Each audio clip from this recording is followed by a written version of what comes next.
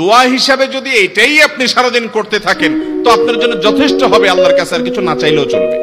আমার জীবনে বহুবার এমন হয়েছে, বহুবার এমন এমন বিপদ যে দেয়ালে পিঠ ঠেকে গেছে, এখান থেকে উদ্ধারের কোনো পথ আর চোখের সামনে দেখা যাচ্ছে না। আমি এই আমলটি প্রতি নিঃশ্বাসে নিঃশ্বাসে বাস কন্টিনিউয়াসলি করে গেছি, এমন ভাবে অলৌকিক ভাবে উদ্ধার করেছেন যে আমার কল্পনায়ও আসে না যে এখান থেকে এভাবে হেল্প হতে পারে।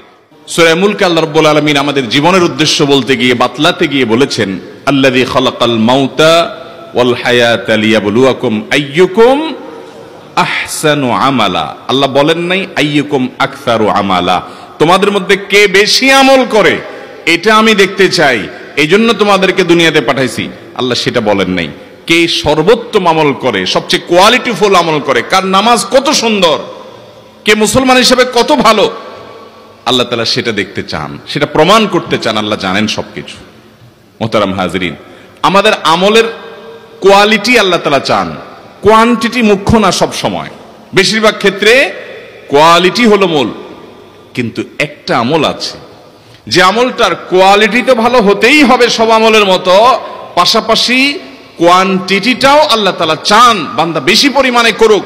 কারণ বান্দার সাথে আল্লাহর যে একটা সম্পর্ক ঈমান আনার ফলে হয়েছে, এই সম্পর্কটা মোবাইলের নেটওয়ার্কের মতো। মোবাইলের নেটওয়ার্কের সাথে তুলনা করা যায়, উপমা দেয়া যায়, দৃষ্টান্ত দেয়া যায়। আপনার মোবাইলের যে সিম আপনার সেটে আছে, টাওয়ারের সাথে এই সিমের কানেকশন যত ভালো হবে তত এটা ব্যবহার করে আপনি শান্তি পাবেন, কথা বলে শান্তি পাবেন, কল করতে আপনার কোনো ডিস্টার্ব হবে না, কল কেটে যাবে না, কথা কেটে কেটে যাবে না, কথা স্মুথলি বলতে পারবেন। যত বেশি টাওয়ারের সাথে এই সিমের নেটওয়ার্কটার কানেকশন মজবুত থাকবে। আমরা সবাই আমাদের রব হিসাবে আমাদের মালিককে, আরশ আজিমের মালিককে স্বীকার করে নিয়েছি। সেই স্বীকৃতির ফলে আল্লাহর সাথে বান্দা হিসাবে আমাদের কানেকশন প্রতি মুহূর্তে যেন থাকে। এই জন্য প্রিয় নবী সাল্লাল্লাহু আলাইহি সাল্লাম প্রতিটা পদে পদে, প্রতিটা কাজে কাজে, প্রতিটা মুহূর্তে মুহূর্তে আমাদেরকে জিকির শিক্ষা দিয়েছেন, দোয়া শিক্ষা দিয়েছেন।